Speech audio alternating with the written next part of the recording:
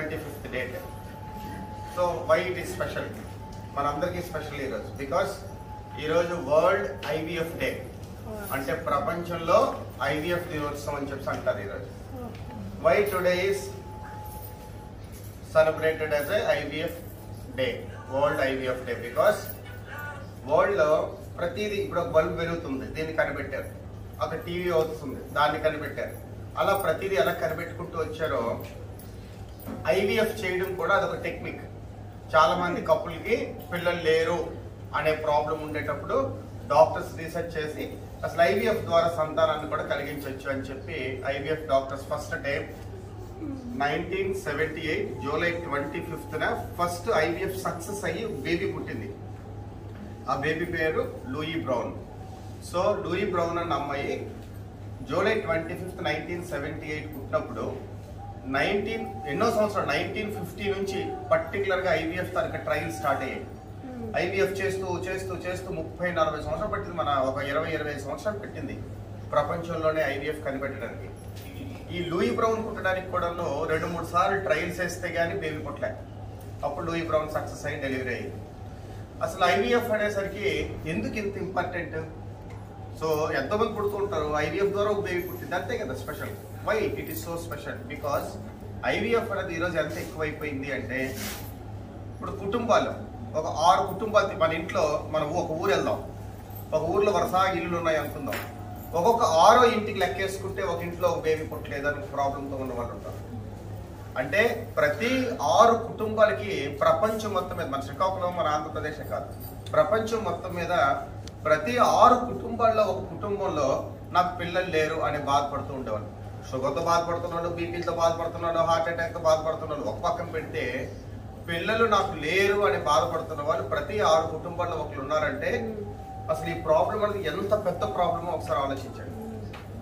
అయితే ఈ సమస్య, పిల్లలు పుట్టలేదు అనే సమస్య ఒకటి ఎక్కువైతే మన ఆంధ్రప్రదేశే కాదు, చాలా వరకు వెనకబడిన జిల్లాల్లో, చాలా వరకు వెనకబడిన ఏరియాస్లో మెయిన్గా ప్రాబ్లమ్స్, గొడవలు, మానసిక వ్యాధులు, ఆత్మహత్యలు, అత్త కోడల మధ్యలో గొడవలు, హస్బెండ్కి వైఫ్కి మధ్యలో గొడవలు, ఇవన్నింటికి ఇంత సమస్యలు. ఒకసారి ఒక ఊర్లో ఒక ఇంట్లో గొడవ అయ్యింది అంటే అలా ప్రతి 6 కుటుంబాల్లో ఏదో ఒక చిన్న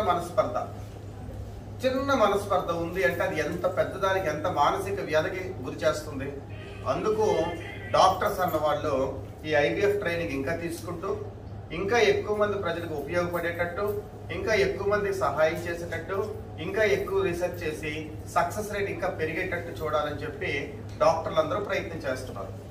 అయితే ఈ ఐవీఎఫ్ ఎప్పుడు కూడా ఏదైనా ఒక విషయం, మన ఇంట్లో ఫస్ట్ ఒక అమ్మాయి అట్లేయడం నేర్చుకున్నప్పుడు అట్లేయడం సరిగ్గా రాదు, ట్రై చేస్తూ ఉంటే ఒక రోజు బట్టలు వస్తాయి. అలాగే ఐవీఎఫ్ కూడా ట్రై చేస్తూ ఉంటే ఒకప్పుడు నేను ఐవీఎఫ్ స్టార్ట్ చేసేటప్పుడు 2012లో నాకు మన హాస్పిటల్లో 2012 డిసెంబర్ 12 1978లో ఫస్ట్ బేబీ ప్రపంచంలో పుడితే 1996లో వైజాగ్లో ఫస్ట్ బేబీ పుడితే 2012లో శ్రీకాకుళంలో ఫస్ట్ బేబీ పుట్టింది మన చేతిలో. అయితే 2012లో నేను ట్రీట్మెంట్ తీసుకున్నప్పుడు పేషెంట్లకి ఏం చెప్పేవాడిని అంటే సక్సెస్ రేటు 20-25% అని చెప్పేవాడిని. ఐవీఎఫ్లో రోజు పెరుగుతున్న కొద్ది 30% సక్సెస్ అనేవాడిని, 40% అనేవాడిని. ఈ మధ్యకాలంలో మీరు ఎవరైనా నాతో మాట్లాడితే ఐవీఎఫ్ సక్సెస్ రేట్ ఎంత అంటే 50-60% ఉంది అని చెప్తున్నాను.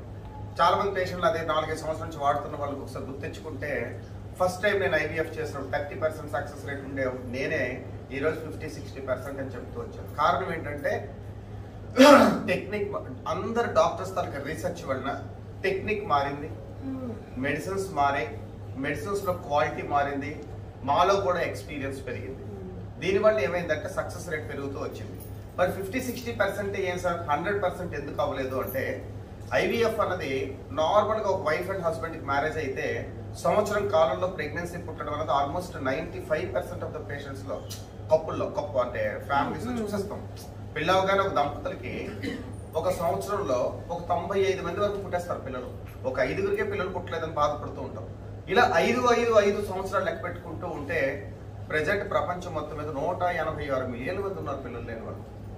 సో ఎంత ప్రాబ్లం ఉన్నప్పుడు డాక్టర్గా నేనేం చెప్తున్నానంటే, ఆడపిల్లల్లో పిల్లలు పుట్టకపోవడానికి కారణం 33% అయితే, మగ పిల్లల్లో పిల్లలు పుట్టకపోవడానికి కారణం 33% అయితే, భార్యాభర్తలకు చెందినవి చెందనివి ఇంకొక 33% ఉంటాయి. అంటే ఒక భార్య వల్ల పిల్లలు పుట్టకపోవచ్చు, కారణం కాకపోవచ్చు, ఒక భర్త వల్లనే కాకపోవచ్చు, కొన్నిసార్లు ఇద్దరు వాళ్ళకు కూడా అదే అబ్బాయి తల్లికి స్పెర్మ్ అదే అమ్మాయి కడుపులోకి వెళ్తే పిల్లలు పుట్టకపోవచ్చు అనుకోకుండా వాళ్ళిద్దరి వల్ల. సో పిల్లలు పుట్టకపోవడానికి ఇలా చెందినవి చందనివి ఒక 33% అయితే, భార్య 33, భర్త 33. సో చాలా మంది ఇంట్లో గొడవలకు కారణం పాప కోడలు చూసే, లేకపోతే ఆ భార్యను చూసి నీ వల్లనే పుట్టట్లేదు అని అనడం కంటే, అబ్బాయిని చూసి నీ వల్లనే పుట్టట్లేదు సరిగ్గా ఇది అవ్వడం లేదు, ఫ్యామిలీ లైఫ్ సరిగ్గా చూడడం లేదని అబ్బాయిని అనడం కాకుండా ఇలా ఉంటాయి కనుక, ఇక్కడ ఉన్న ఫ్యామిలీస్ అందరికీ నేను చెప్పాల్సింది ఏంటంటే, డాక్టర్ దగ్గరికి వెళ్ళినప్పుడు మా ప్రాబ్లమా, మా ఆవిడ ప్రాబ్లమా, నా ప్రాబ్లమా, మా ఇద్దరు ప్రాబ్లమా అని అడగడానికి కొంచెం వెనకంచి వేయడానికి ట్రై చేయండి. డాక్టర్గా నేను ఎక్స్ప్లెయిన్ చేస్తాను, బట్ ఎవరి వల్ల ఈ పిల్లలు పుట్టలేదు అన్న విషయాన్ని అది పెద్ద పట్టించుకోవద్దు. కంబైన్డ్ ఎఫెక్ట్ వల్ల పిల్లలు పుట్టకపోవచ్చు. అయితే ఈ మెడికల్ నాలెడ్జ్ అనేది ఎంత గొప్పగా పెరిగింది అంటే, పాత రోజుల్లో IVF ఇంజెక్షన్స్ కొనేసరికి ఒక్కొక్క ఇంజెక్షన్ కాస్ట్ 16,000, 20,000 ఉండేది ఒక ఇంజెక్షన్ కాస్ట్. కారణం ఏంటంటే మనం ఇంపోర్ట్ చేసుకునేవాళ్ళం వేరే కంట్రీస్ నుంచి, డెన్మార్క్ నుంచి, ఫ్రాన్స్ నుంచి. ఇప్పుడు కూడా ఇంపోర్ట్ చేసుకుంటున్నాం, కానీ అప్పుడున్న ఫ్లైట్స్ అప్పుడున్న కార్గో అంటే ఇలా అన్ని ఫెసిలిటీస్ పెరగడం వల్ల రేట్లు తగ్గుకుంటూ వచ్చాయి. అది ఒక పాయింట్. రెండోది క్వాలిటీ. ఒకసారి మనం తప్పు చేస్తూ ఉంటే మొత్తం క్వాలిటీ మారిపోతూ ఉంటుంది. అంటే మనకి ఎక్స్పీరియన్స్ పెరుగుతున్న కొద్ది ఒక ఆవు నుంచి పాలు వస్తున్నట్టే, చిన్నప్పుడు ఒక ఇంత వచ్చేవి, ఇప్పుడే ఒక బకెట్ పాలు తీసేస్తున్నారు ఆవు నుంచి. అంటే అలానే ఒక ప్రెగ్నెన్సీ తనకి సక్సెస్ రేట్స్ కూడా పెరుగుకుంటూ వచ్చాయి. సో ఫైనల్గా చెప్పబోయేది ఏంటంటే, ఈరోజు వరల్డ్ IVF డే కనుక ప్రతి ఒక్కరు కూడా పాజిటివ్ మైండ్తో ఉంటే, హోప్తో ఉంటే ప్రెగ్నెన్సీ రాని వాళ్ళు అంటూ ఉండరు. అలాగని రావు వస్తాయి అని కూడా చాలాసార్లు మనం చెప్పలేము. చాలాసార్లు అమ్మాయి తరపు ఫ్యాక్టర్స్ అన్నీ బాగానే ఉండొచ్చు, అబ్బాయి తరపు ఫ్యాక్టర్స్ అన్నీ బాగానే ఉండొచ్చు, తయారైన పిండం కూడా బాగానే ఉండొచ్చు, కడుపులో పెట్టడం కూడా బాగానే ఉండొచ్చు, కానీ ప్రెగ్నెన్సీ రాకపోవచ్చు. దానికి కూడా ఒక్కొక్క కారణాన్ని సైంటిఫిక్గా మనం మాట్లాడుకుంటే బోల్ టైం పడుతుంది. సో ఎన్నెన్నో కారణాలు ఉండొచ్చు. సో మళ్ళీ ఇంకొకరికి కూడా అందరికీ ఇక్కడ ఉన్న వాళ్ళందరిలో ఒక చిన్న ట్యాబు. ఏంటి ఆ ట్యాబు అంటే, నాకు IVF వలన బేబీ పుట్టింది అని చెప్పుకోవడానికి మొహమాట పడతారు, సిగ్గుపడుతూ ఉంటారు. వై? అవసరం లేదు. ఎందుకు అంటే ఆ పేరులో ఉంది ART టెక్నిక్ అంటారు, ఆర్టిఫిషియల్ రిప్రొడక్టివ్ టెక్నిక్ అంటారు IVFని. ఆర్టిఫిషియల్ అని అనగానే ఓహో IVF బేబీ అనగానే ఓహో ఇది మా ఆయన స్పెర్మ్ కాదు, వేరే వాళ్ళ స్పెర్మ్తో బేబీ తయారు చేశారన్నది ఫస్ట్ ఫ్యామిలీ ఒక కుటుంబంలో IVF బేబీయా అని అంటారు. ఎందుకంటే వాళ్ళ ఆయన స్పెర్మ్ కాదు వేరేది అని. మళ్ళీ చెప్తున్నాను, IVF అంటే ఒక్క హస్బెండ్ స్పెర్మ్ కాకుండా వేరే దాంట్లో చేసేదైతే కాదు. IVF అంటే సపోజ్ మగపిల్లడంతా హ్యాపీ, మంచి ఆరోగ్యంగా ఉన్నాడు, ఆయన స్పెర్మ్ కౌంట్ అంతా బాగుంది, మరి ఆయన స్పెర్మ్ కాకుండా బయట స్పెర్మ్ తీసుకోవాల్సిన అవసరం ఏముంది? ప్రాబ్లం ఎక్కడ ఉంది? అమ్మాయిలో ఉంది, అమ్మాయి ఫ్యాక్టర్. సో IVF అనేవి 3 రకాలు. ఒకటి ఏంటంటే అమ్మాయిలో ప్రాబ్లం ఉన్నాయి, అమ్మాయి కడుపులో ఎగ్స్ లేవు, అమ్మాయి సంతాన ప్రేగులు బాగలేవు. ఓకే, సో అమ్మాయిలో ప్రాబ్లం ఉన్నప్పుడు చేసేదాన్ని కూడా అబ్బాయిదంతా బాగుండొచ్చు కదా, అమ్మాయిది బాగలేదు, దీన్ని కూడా ఒక IVF. అలా కాదు, అమ్మాయిది అంతా బాగుంది, అబ్బాయి తల్లి స్పెర్మ్ బాగలేదు, అది IVF. అమ్మాయిది అంతా బాగుంది, అబ్బాయిదంతా బాగుంది, కానీ ప్రెగ్నెన్సీ రావట్లేదు, అది IVF. అమ్మాయిదంతా బాగలేదు, అబ్బాయిదంతా బాగలేదు, బట్ ఇద్దరిది కలిపి బయట దాంట్లో చేసేది సరోగసీ అంటారు, అది IVF. సో అందుకు అన్ని రకాలని IVF అంటారు. ఎప్పుడైతే ఒక భార్యభర్తలు కలిపి ఉంటున్నప్పుడు, 1 సంవత్సరం కాలం గడిచినప్పుడు, ప్రెగ్నెన్సీ అన్నది రాలేదన్నప్పుడు, డాక్టర్ దగ్గరికి వచ్చి ట్రీట్మెంట్ వాడుతున్నప్పుడు, మీకు వచ్చే ప్రెగ్నెన్సీ నేను టాబ్లెట్స్ ఇంజెక్షన్స్ ఏదో ఒక మెడిసిన్స్ ఇస్తే మీకు ప్రెగ్నెన్సీ రావడానికి అవకాశం నేను పెంచినప్పుడు, దాన్ని డెఫినెట్గా ఆర్టిఫిషియల్ రిప్రొడక్టివ్ టెక్నిక్ అనే అంటారు. అదేదో ఆర్టిఫిషియల్ అని అంటే ఏదో ఆర్టిఫిషియల్ అని కాదు. ఇప్పుడు నేను మీకు నార్మల్ డెలివరీ అంటే ఏంటి? ఇంట్లో నొప్పులు వచ్చి డెలివరీ అయిపోవడం నార్మల్ డెలివరీ అంటారు. హాస్పిటల్కి వచ్చి నేను మందులు ఇచ్చి ఇంజెక్షన్ ఇచ్చి డెలివరీ చేశాను, దాన్ని ఏమంటారు? ఆర్టిఫిషియల్ డెలివరీ అంటారు. నార్మల్ డెలివరీ కాదు అది. ఇంట్లో నొప్పులు వచ్చి డెలివరీ అయిపోయా డాక్టర్ లేదా ఊర్లో ఉన్న పెద్ద ముసలిలో వచ్చి డెలివరీ చేస్తే నార్మల్ డెలివరీ. అదే నా దగ్గరికి వచ్చి నేను మందులు ఇచ్చి ఇంజెక్షన్స్ ఇచ్చి డెలివరీ చేస్తే అది ఆర్టిఫిషియల్ డెలివరీ, అంతే కదా. సో జనాలందరూ అర్థం చేసుకోవాల్సింది ఏంటంటే, దేనికి మొహమాట పడాల్సిన అవసరం లేదు, దేనికి సిగ్గుపడాల్సిన అవసరం లేదు, ధైర్యంగా మందులు వాడండి. సో చివరిగా మరింతసేపు నా మాటలన్నీ విన్నారు, ఐవీఎఫ్ డాక్టర్గా నేను శ్రీకాకుళంలో ఉన్నాను. ఫస్ట్ టైం శ్రీకాకుళం జిల్లాలో స్టార్ట్ చేశాను. ఇటువైపు ఒరిస్సాకి అటు విజయనగరంకి కూడా మందే ఫస్ట్ సెంటరు. మళ్ళీ మీరు ఎవరు ఎంతమంది ఇక్కడ ఉన్న పేషెంట్స్ ఏ ఊరు నుంచి వచ్చిన వాళ్ళు కూడా చాలా మంది ఇక్కడ ఉండొచ్చు. చాలా మంది ఐవీఎఫ్ బయట వాడిన వాళ్ళు కూడా ఉండొచ్చు. అందరూ అర్థం చేసుకోవాల్సింది ఏంటంటే దానేటి శ్రీధర్ ఐవీఎఫ్ అనేది ఎంతకి డబ్బులకి చేస్తున్నాడు అన్నది తెలుసుకోండి. నేను చెప్పకపోయినా కూడా ఇక్కడ చాలా మంది వింటున్నారు. ఎందుకంటే నా దగ్గర కాకుండా బయట కూడా చేయించుకొని వచ్చారు.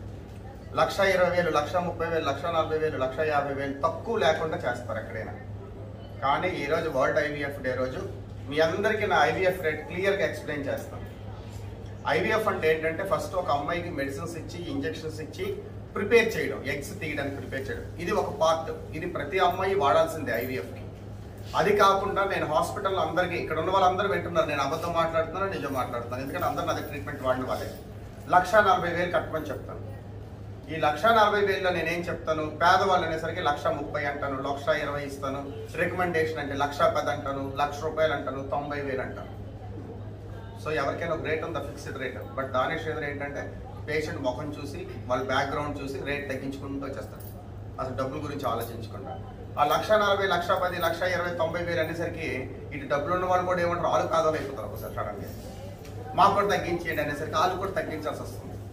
పక్కన పెడితే ఈ డబ్బులు అనేది పక్కన పెడితే సపోజ్ ఫస్ట్ టైం సక్సెస్ అవ్వలేదు, రెండోసారి వచ్చినప్పుడు మరి నేను వాళ్ళకి హెల్ప్ చేయాలి కదా. అందుకు నేనే చెప్తాను మీకు 80,000కే చేస్తానులే అని చెప్పి. ఓకే, మళ్ళీ అనుకోకూడదు దురదృష్టవశాత్తు రెండోసారి ఫెయిల్ అయింది, మూడోసారి కూడా చేయాల్సి వచ్చిందనుకో 70,000కో చేస్తానులే, 60,000కో చేస్తానులే అంటాను. నాకు నిజంగా ఇంకా బాగా నా మనసుకు నచ్చిన వాళ్ళు, మనసుకు నచ్చడం అంటే చూస్తే అర్థమైపోతుంది కదా, 10,000 రూపాయలకి 20,000 చేసిన వాళ్ళు కూడా ఉన్నారు. దాని హౌకమ్ ఐవీఎఫ్ అనేది ఎంత కాస్ట్ అంటే ఒక్కసారి ఐవీఎఫ్ ల్యాబ్లోకి వెళ్తే దాని కాస్ట్ 1,30,00,000. ప్రతి 3 సంవత్సరాలకి అట్లీస్ట్ 34 లక్షల రూపాయలు నేను మారుస్తూ ఉంటాను. సో ఏది కూడా చవకగా రాదు, ఏది ఫ్రీగా రాదు. బట్ ఐవీఎఫ్ అనేది నాకు ప్యాషన్. ఈరోజు దానేష్ శ్రీధర్ నేను నమ్మి 20 సంవత్సరాలుగా నా దగ్గర మీరు వస్తున్నారు కాబట్టి మీలో వచ్చిన ముఖాల్లో ఆనందం కోసం నేను ఐవీఎఫ్ చేస్తుంటాను. చాలా మంది చెప్తారు ఐవీఎఫ్ అన్న విషయం పక్కన పెడితే ప్రెగ్నెన్సీలో, డెలివరీలో, మెడికల్ షాప్లో, ల్యాబ్లో, లాప్రోస్కోపిక్ సర్జరీ రెండింటిలో దేవుడి దయ వల్ల నాకు దేవుడు బాగానే చూస్తున్నాడు. బట్ ఐవీఎఫ్కి వచ్చిన మీ ముఖాల్లో ఆనందం కోసం నేను ఎంత డబ్బు తగ్గించి చేస్తానో ఆ దేవుడికి తెలుసు. సో అందుకు ఫైనల్గా మీ అందరికీ నేను ఇచ్చే వరం ఏంటంటే ఈరోజు ఐవీఎఫ్ అనేది ఎవరైనా మీరు మీ ఫ్రెండ్స్ చుట్టాలందరికీ చెప్పండి. ఈ రోజు నుంచి ఈ క్షణం నుంచి 90,000 రూపాయల్లో ఐవీఎఫ్ చేయడానికి